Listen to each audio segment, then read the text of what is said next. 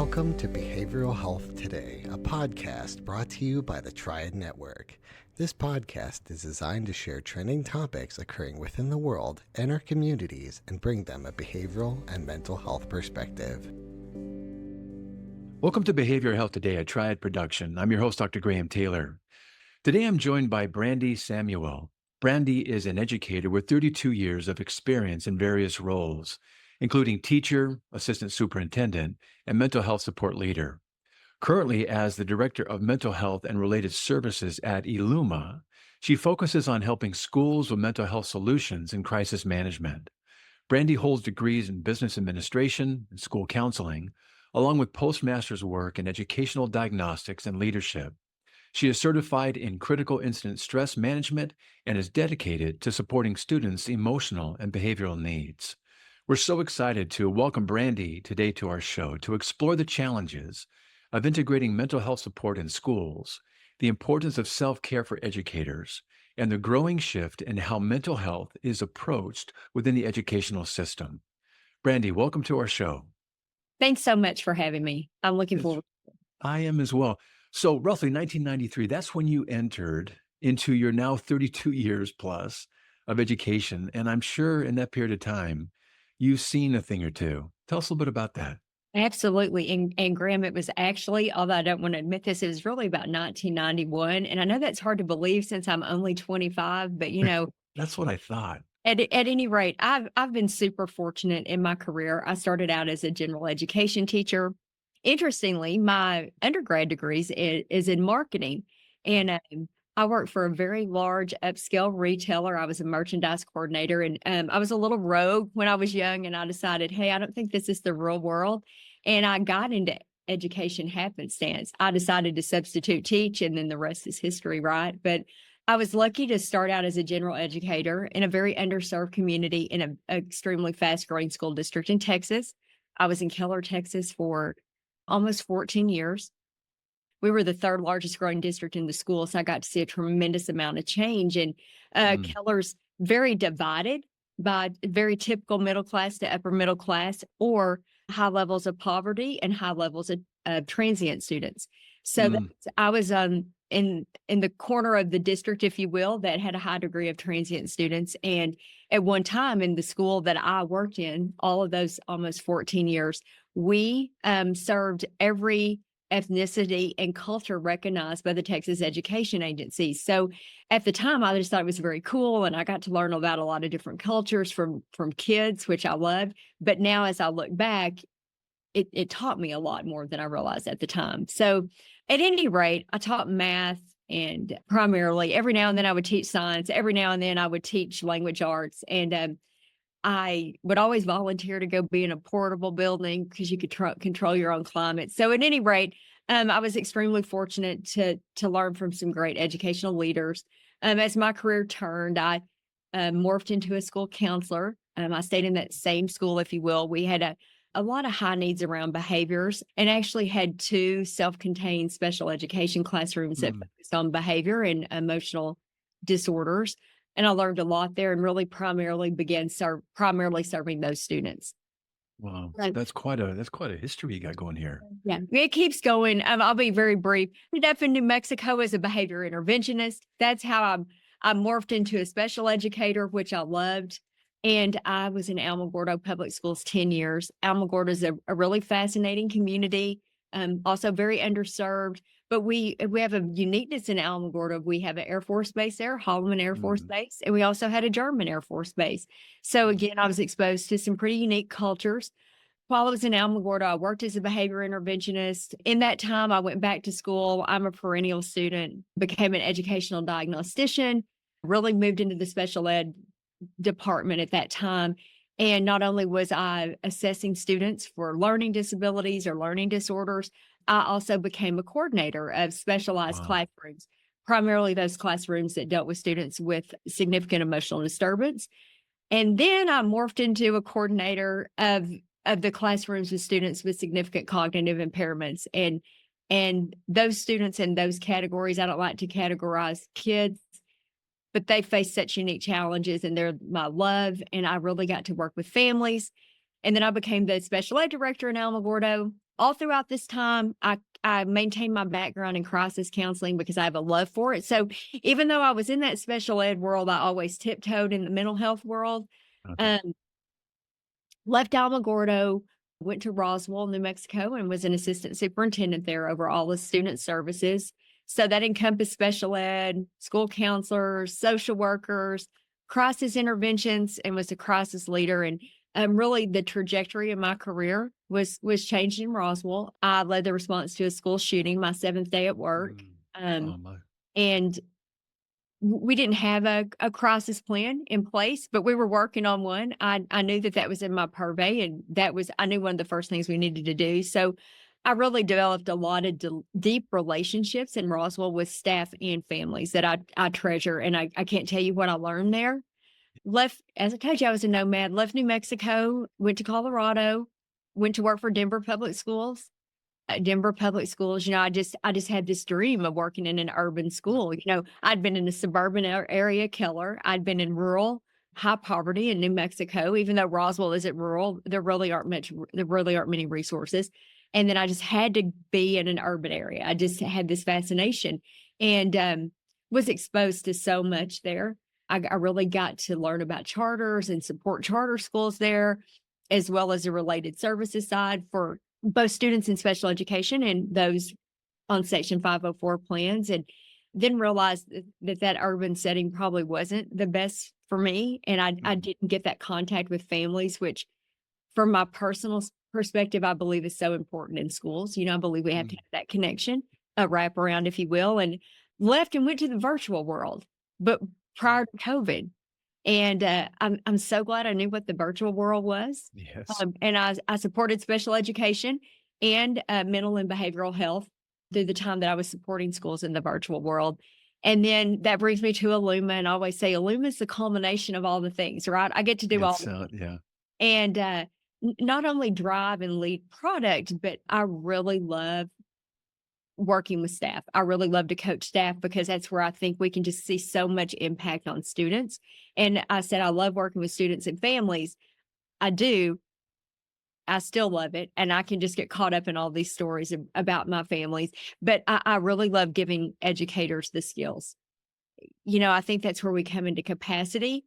We can all, as humans, learn a lot of things, but we have to have that capacity and the knowledge. And so I love being able to share what we do at eLuma, but also being able to consult and support. So that's me, Graham, probably more than you ever wanted to know, but No, I love that. Wow, I'm gonna have to take a breath because that's just so many. What a career today. I mean, I know you're still going because you're only 25. You got some years on you still, that's some but years, yeah. this is this is a noteworthy, set of career experiences, and so in depth and such kind of so broad, but also very specific. And a lot of the in the trenches, and a lot of hands on, and a lot of it sounds like very very meaningful work that Yeah. you've been doing. Congratulations on that thus far. I'm curious, just one more lap around this, kind of from a 10,000-foot view.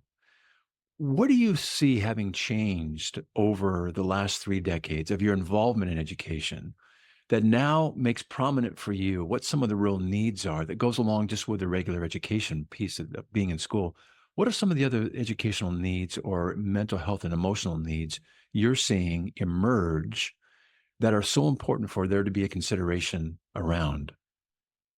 I personally have observed a couple of things that stand out to me. Number one, just a lack of individuals that we have entering the education workforce in whatever capacity. And I ask myself all the time, how do we change that? It is a rewarding career. Do Yeah, you it get is. rich doing it? No, but how do we change it? How do we shift the mindset so that we attract good people? And when I mean good, I mean those who are really interested in working with students. Yes, I believe an educator, this is really an old cliche. I do believe it's the most important job in the world. I do. absolutely. And and how do we do that? And I ask myself that all the time. How do we attract people to this profession, which can be highly rewarding? There are so many mandates on teachers. Teachers are asked to do so much, but how do we build Yes. that capacity, and how do we make the field inviting? The second thing that I notice, and I think about this a lot too, because it really falls into what we do. I noticed this when I first went to work as a teacher, as a gen ed teacher, but I've noticed it increase over the years. Everybody that comes to us in a school, regardless of their skill set or not, has a strength somewhere. Is number one, how do we tap into the strengths of students? But number two, I see, and I talk to educators every single day. School students are coming to school with fewer and fewer skills that we used to just expect. And I call these the learning to learn skills Mm. and school readiness. And that can go into academic skills, but also just those social behavior skills, like how do I get along in the world? So I really believe as educators, from what I've observed, is we're required to teach some of those, many more of those skills, not some, many more of the skills that we always expected students to enter school with. When you say that, well, why, in what you've seen, and this is, I think, maybe the mental health piece of this and the family piece of this, but why are they entering school now with less of those skills than they did before? What's fundamentally changed outside the educational system such that when they enter, they're deficit in these areas? In my opinion and from my perspective, and this again sounds a little cliche, is really the family unit's changed. Yes, it Well, has. I was an early child raised by grandparents, and that was pretty uncommon in my day and age. Mhm. And now it's very common for the non-nuclear family, if you will, to be the ones raising a child. And I don't think that's the problem, but I feel like there's so many stressors that are on the family environment, Yeah. regardless if that's nuclear intact or non-intact, is that how is that parent, that guardian, how as a parent, guardian, caregiver, do I provide all the skills? And I believe that families are under so much stress, Graham, I totally agree. that Yeah. that they don't have the time, and I don't mean that to sound simplistic or trite, that the time simply isn't there. And we've also morphed into such an age of technology Mhm. that I believe to so many degrees technology, Yes. what's teaching our kids social skills or social norms or behaviors. And I just think that we have a collision, if you will, of all the things that aren't done in direct instruction. And not to just Yeah. sound like such an academia, but we have kids coming to us that we have to directly teach those readiness skills. And when I think of readiness skills, I think of holding your pencil, being able to talk to your neighbor, take turns, whatever that may be, before we can ever impart any academic knowledge. So, Absolutely. Yeah. We'll be right back after word from our sponsor. Are you preparing for a licensure exam in psychology, social work, marriage and family therapy, counseling, or behavioral analysis? AATBS is here to help. We have been supporting behavioral and mental health students to prepare for their licensure exams for more than 45 years, working with over 1 million students to succeed on test day and move on to the next step in their career. With products ranging from comprehensive courses to quiz banks and delivered live online, self-study online, and in print, AATBS has test prep solutions that meet every student's needs and learning styles. Visit us today at aatbs.com. That's aatbs.com and use promo code BHT15 to save 15% off your next purchase.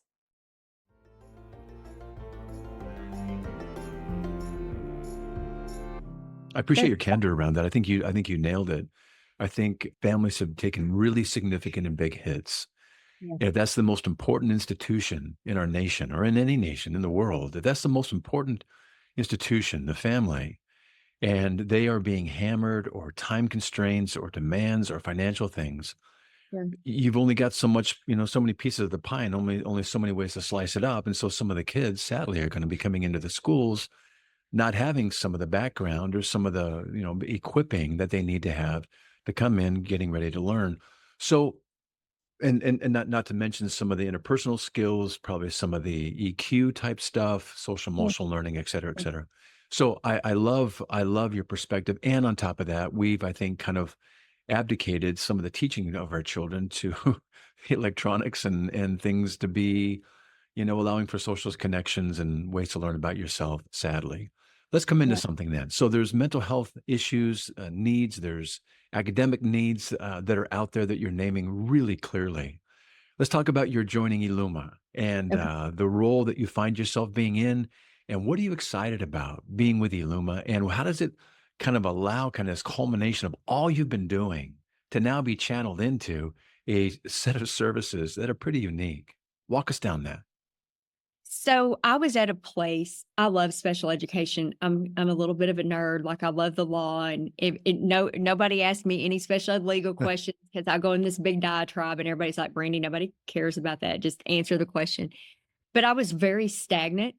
And I told you I'm like the perennial lifelong student learner. That's what's important for me. And I thought, this is becoming rote for me. I don't want anything to become rote and not to make light or mockery or silliness of a situation. But when you've been a nomad, you work a long time. I'm not going to retire anytime soon. And I thought, Brittany, you're going to lose all your skills. Like you Mhm. are just going through the motions. And I never want to be that person, personally or professionally. So I thought it's just time to start looking.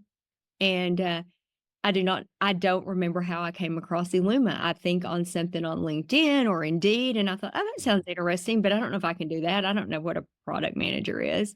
And I applied and went through a lot of interviews. And eLuma, we're still on so many aspects in a startup phase. Some of us laugh and joke we're the oldest startup. But in part of my interview process, I met with Jeremy Glauser, who's the founder of eLuma. I met with my first supervisor, and he told me, "Brandy, you just have all this education knowledge. I can teach you how to be a product manager." And I've since been to project management school. I've been to agile school, and so now I've kind of geeked out on all these things. But for me, That's what fantastic. attracted me to apply for the job was the job was just to develop mental health, behavioral health related services and materials. Uh-huh. But as I researched eLuma, and I had been using remote virtual speech language services since 2015 when I was in Mhm. Roswell. And I really believe in virtual services. I think it's so efficient. And so I was very interested in the special ed aspect of eLuma. Mhm. But I thought, yeah, I love the thought of developing behavioral health materials and supports. And so that's how I applied. And then when I first came to eLuma, I focused solely on behavioral and mental health, like what we could do, Yes. offerings, and really refining what we did and teaching schools how we could build options for their needs. And then after a year, I was promoted to director of product for K-12 mental health, behavioral health services, as well as special ed related services. And so I get to dabble in that too and really refine how we deliver services. And I still get Yes. to help with compliance issues and hear needs of schools. So for me, it really is the culmination. I get to be a part and still learn and know what's going Yeah. on in the behavioral health world. We do offer some crisis counseling consult. And then, of course, the special ed compliance and how to Yeah. deliver services in a remote environment. So for me, it is a culmination. It And is, yeah, it yeah, truly is. Yeah, it yeah, really is. It's fun to watch and see when all of our earlier years get to come together yeah. and not to overuse the word, but to kind of culminate in something that's really a great expression of what we want to be doing next in this next season of our lives. I know that you guys provide teletherapy, school-wide based behavioral health solutions. There's some IEP based related services or school counseling, professional development for a variety of services. I would love our listeners and those that might think about, hey, maybe Luma could be part of our, solution and some of the things that we have needs around. As a product manager, like you're saying, you're supporting and building and the different operations of the products that you're doing. Walk us through some of the things that you guys have in terms of programs for students, for teachers, for professional development. And I'd love for our listeners to understand those things. Tell us. Oh, absolutely. So let's start with the behavioral mental health side. Okay. So we offer, just as you mentioned, Graham, we offer consultation, meaning we can help you build like a tiered support system to look at behavior and social behavior needs. We do that academically in schools very well, but sometimes we don't have a Hmm. system in place for tiered support for the social behavior side. So we offer that. We offer professional development, and what I take a lot of pride in that we've done here at eLuma is we don't just have a canned library of topics for professional development. It would actually be me at this time. I sit down with your school, we talk about your needs, and we work together to craft the topic and then build out the professional development that's individualized, if you will. Nice. We do caregiver training in the same way. So a lot of topics on caregiver training, and we will provide that in the evening or what have you. We're currently have done a large series of caregiver training for one of our partners in California. And in fact, just met with them again yesterday to plan out what the spring's going to look like. So we tried to build on the topics. So that's what we do with caregiver training.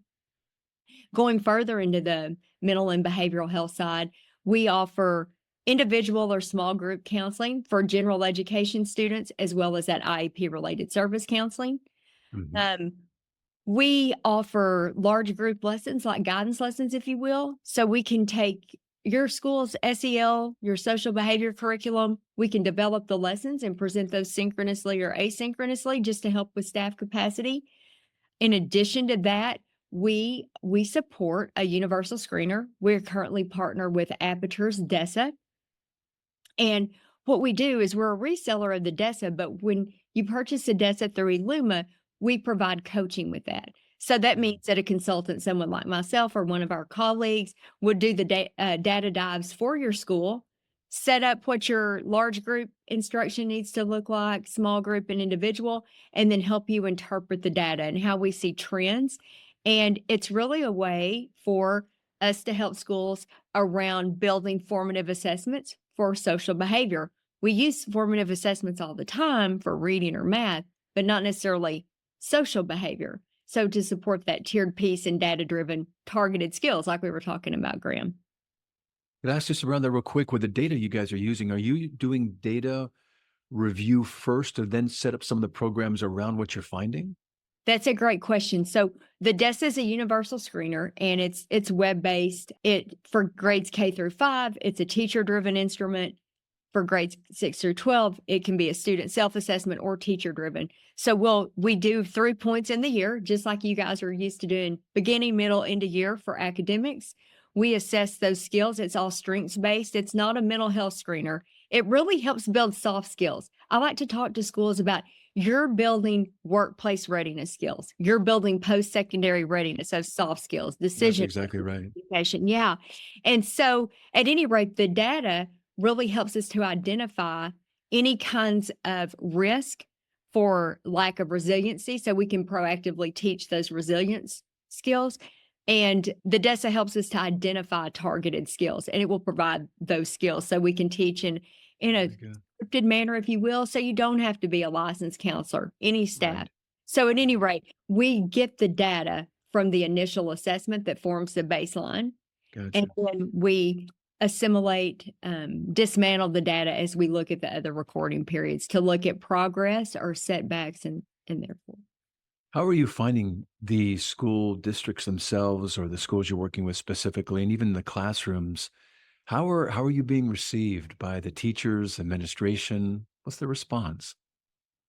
In full candor and from my observations over the years, sometimes in schools as school leaders, and I've been in this role as an administrator, to be hesitant to take on a screener that might identify problems we can't support. Absolutely. And Yeah. that's not what the DESA is. I really start talking to school leaders when I'm involved about, hey, we're building soft skills and we're being preventive let's think about it. Let's think about behavior.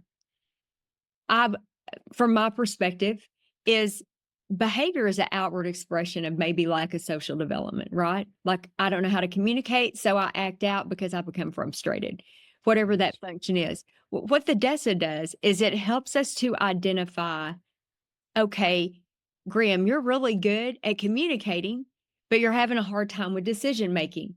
So Yes. these are ways we can build that skill, and we're directly instructing that skill.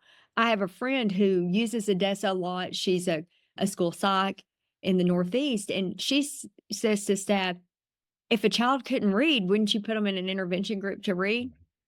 So it's the same thing. If we have children or students who can't make a decision well, Yes. or they can't develop friendships, then let's teach them. And the DESA helps us to do that.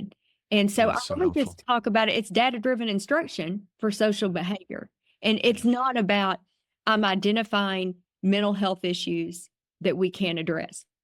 Yeah, I think that's really helpful. If you can name those needs and target specifically, Yes. hone in on where the needs specifically are, man. And you sometimes think, well, is that really our job to do? Should that be happening at home? The fact is, if it's not happening, let's meet the need. It doesn't matter Right. where it should be happening or what ought to be happening. If it's not happening, what I'm seeing you guys say is we can come in and we can help with that. In fact, we've targeted it, we've named it, and we know exactly where now to kind of maybe focus our interventions. Who are the staff that you guys have, the personnel that are providing these services? Give us a sense of them. So we have consultants who have, extensive background in school needs. Some are very well versed in, say, mental behavioral health, some special education. I do a great deal myself of the professional development, which I love. Myself and a colleague that comes in and helps us really helps to support the DESA when we provide that to schools. It just allows us to see what's going on. It's not per se contracted out to individuals that we don't have experience with. So it's somebody with a wide breadth and depth of knowledge around the Really social good. behavior space. Yeah, that's great. I know that, teachers also have their own lives and their own interpersonal challenges. And for those teachers that are interested, what kind of services or support do you guys get to provide just to help them better manage some of their own mental health, just personally and just also maybe within the classroom in the school system they're in? Sure. In the past year, Graham, we have done a lot of professional development that was really about staff burnout. Uh-huh. And how do I support myself? And our real message is, as educators, we must learn how to address our own needs, or we're not going to be present for our students. And so we've done a lot of professional development. It's typically a small number of educators, and we really talk about that self-help. How do I address what's going on within me? How do I recognize how to respond to the triggers? And then we work on building out those skills.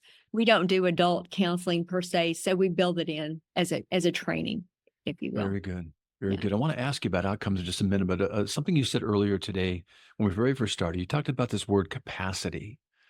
What do you mean when you're referring to that? So capacity, from my perspective and what I've observed, and I'm going to use myself as an example because I wasn't always a counselor. I started out as a math teacher. I was always going to teach elementary, upper elementary, or middle school. I love middle school math. That's what I was going to do, right?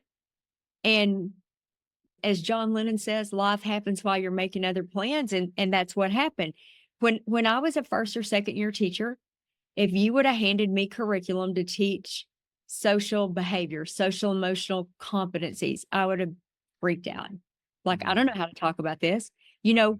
And I think there's a lot of us teachers out there who a child will come and maybe present something to us about abuse or a significant concern or being faced with something very dangerous, and we don't know how to address it. And I know for me, I would start thinking, what do I say? What if I say Yes. the wrong thing? I'm going to make this. Right. So when I think about capacity, how can we help build staff knowledge, be it a teacher, a paraprofessional, whomever? How can we build an educator's knowledge of behavioral health needs, mental health needs, so that they can support all students? Maybe that's just Yeah. talking to in conversation. Maybe that's being able to integrate social emotional learning in the day to day. Sometimes when we integrate in school social emotional learning throughout the day, it's integrated into math, social studies, Mhm. language arts. Then it's not like, oh, well, we do this once a week. It's what we live at the school and we learn it. Language arts is a great example. I can build writing prompts all day that could address any kind of social emotional need or behavioral need. And if as a teacher, I have some knowledge of how to respond to what may be given to me, and either I can speak to the child or I know who to refer that child to, or I have the Yes. staff. So that's how I see capacity in one way. Another You way I bet. see capacity is maybe we just need an additional counselor or social worker in the building once a week. Yeah. So we can do that too. So I really see capacity as twofold: knowledge or personnel, right? It's whatever that school need is. I think that's really helpful. A lot of time, I always say what happens outside there and then is going to happen in the here and now. We have that in therapy. We have that in our schools. What happens outside the school is going to be happening in school. No matter where you go, there you are kind of idea. They're going to bring those things into the classroom. And I know teachers are already having a full plate in the things that they do. They do so much and so much is asked of them. And then to add one more layer, if you want me to do the social emotional learning things, really, do you want me to take? And the answer is it's going to be in your classroom anyway. And what happens then is that they're going to be presented these things, whether it's maybe some trauma going on in the kid's life, some crisis moment happening, maybe some bullying. And a couple of things happen. If we're not equipped or don't have the services, maybe I avoid talking about these things because like what you just said a moment ago, what if I say the wrong thing? What if I kind of tip them over, tip the scale such that they start to do the thing I hope they don't, or I don't know how to handle this quite right. So let's just say, it's going to be okay. And let's move on to, our English lesson for today. We avoid it. Or maybe we just get overwhelmed ourselves and not having the time to be able to do it, like you said. So the knowledge and the personnel.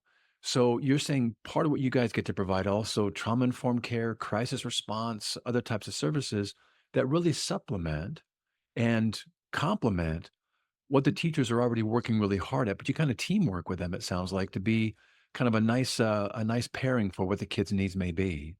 Right, 100%, Graham, and I really love the way you said supplement. That's what it is. We're supplementing what you're already doing, Yeah. just helping you to do it more efficiently. Yeah. And That's and so good. yeah. So, that you said it perfectly. That's exactly what we're doing at eLuma, and our mission is to help all students succeed. And and sometimes to help students succeed, we have to back up Yeah. to meet those social needs, those behavioral needs before they can receive any academic instruction. That's such an important piece. That's almost like Maslow's hierarchy, of needs, food, shelter, and clothing. Self-actualization being at the very top. You can't get to self-actualization unless you got food, shelter, and clothing. So this idea of we can try and say, well, that's not important. We're here to learn. Well, you can you can't learn if they're distracted by some of these lower level base things. If we can just put these into place, manage those, but then they can advance up in the learning piece that they're there to do. So I think it's a really great argument you have around let's meet these needs and then watch the other needs fall into place. Couple quick questions. Um, how many hours of service would you guess you're kind of putting in here? This all teletherapy for the way that you're doing it, and not only that, how many states are you in at this point? So, of direct student service over 10 years, we have over 34 million minutes of direct Oh, student service. We're in approximately 42 states. Sometimes that varies, like if it's a small state and yeah, we lose a customer or we gain. Something that we're very proud of, and we just received this information August through December. We have a 93% customer satisfaction rate at this time. And our provider or our contractor clinician satisfaction rate hovers around 92 or 93%. We just received that back too. And we have extreme congratulations. retention rate with our clinicians, which all of you guys listening and in schools, we know that continuity of provider, educator, teacher is huge for our students. That's fantastic. Congratulations. Those are phenomenal stats in 42 states. That is significant. Yeah. Yeah, fantastic. Tell me, as we're kind of winding down for today, where do you, when you think about eLuma and the evolving approaches that are available and the mental health component, and as things continue to evolve, where do you see the future in terms of your guys' support going next? I really see the future of expanding into more charter schools. Mm, I think we see so many students going into charter schools as family needs change yeah, and and learning styles change. I would really like to see us go into more charters because you can reach students and families in a very comprehensive and collaborative way, almost like a wraparound. Uh, yes. I really see us expanding our professional development piece as we continue to grow that, and we have users like yourselves learning that we can customize what we do. You don't just have Yeah. to choose from a library.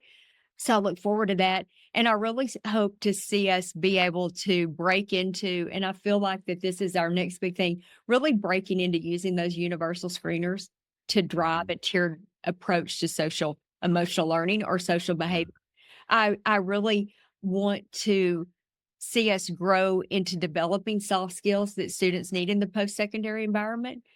Over the years, I've just seen the importance of start addressing post-secondary needs from the day a child walks in kindergarten until the day they graduate, and let's build those in a systematic way. Fantastic. Let me quick question. Would you ever bring this into any homeschooling programs? Would it? So absolutely, Graham, that's a great question. We are, as we move into our next horizon and to be released, hopefully in the late spring, early Yeah. summer, is we will be offering supports to families that they could come directly through eLuma. So that's on our next horizon, but Good for coming you up very guys. soon. We're already in the process of building that, and it'll start in the behavioral health realm and then Nice. morph into other areas of need, such as speech and so forth. So that's Fantastic. actually in the work for us. So Good for homeschoolers you. to be Charter involved. schools, good for you Yeah. guys. Yeah. Good for you. Brandy, with all the services you folks provide, I also know that you do a number of webinars just to help people kind of have an ongoing understanding of things emerging and some dynamic things happening. Tell us about some of the webinars you guys do and how often they occur. So we host monthly webinars. You can sign up at no charge through our website, eLuma.com. Okay. And if we don't have an upcoming webinar or you miss one, you can always download the recording. We house those. Some of our most recent recordings, I actually was able to host in a roundtable format with two of my former colleagues from New Mexico around student engagement in hard to engage communities. And it was really a lot of fun. One is a school superintendent, Kevin Summers, and the other is Leisha Hillman, and she's a consultant for the New Mexico Department of Ed now. And I met Leisha during the school shooting in Roswell, and that's how we became friends. So they're doing some really great work. Some other webinars that we have are just how to use universal screeners to inform some of your tiered behavioral support. We also be having webinars around the correlation between mental and behavioral health and academic outcomes. So check us out, and you can look at any of those recordings or you can participate live. I'll bet that's going to be a dynamic webinar because there are such cool correlations about if we can get the mental health piece in place, watch what happens to the academic piece. What an exciting thing. Well, Brandy, I so enjoyed being with you today. I would love for our listeners to be able to follow up with you and eLuma after the show. Give us some ways that they can follow up with you. So a couple of ways: we're on LinkedIn, we're on Instagram, and you can get to our website, eLuma.com. And on LinkedIn and Instagram, we're eLuma Therapy. We post quite a bit, and we provide a lot of different blogs, as well as we have free webinars that we publicize. We'd love to have you come. We have a webinar coming up, and I'll be doing that webinar with Cynthia Kofall. She's a former school counselor and does a podcast for school counselors. Nice. And would love to have any of you guys come. You can sign up through eLuma.com. Fantastic. Well, hey, Brandy, thank you so much for today. It's been great to be with you, and congratulations on a wonderful career and what you now get to participate in. It sounds like have a lot of fun with at eLuma. So thanks Yeah, for today. it's great. Thank you so much, Graham. I appreciate you having me here and me getting to share about eLuma. Thank you.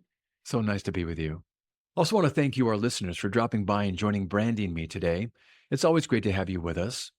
Hey, in addition to listening to today's show, would you consider leaving us a review and sharing the podcast with a friend? By spreading the word about our podcast, you help us grow and reach more people, allowing others to discover the valuable insights shared in each of our episodes. Regarding our episode today, I want to remind you that it and its resources and all of our other episodes can be found on our webpage at triadhq.com/BHT. Thanks again for being with us on the show, and we'll look forward to having you back with us next time on Behavioral Health Today. We appreciate all the support from our community, and if you like our show, one of the best ways you can support it is by giving us a 5-star rating and leaving a review. Behavioral Health Today is a podcast part of the Triad Behavioral Health Network, all rights reserved.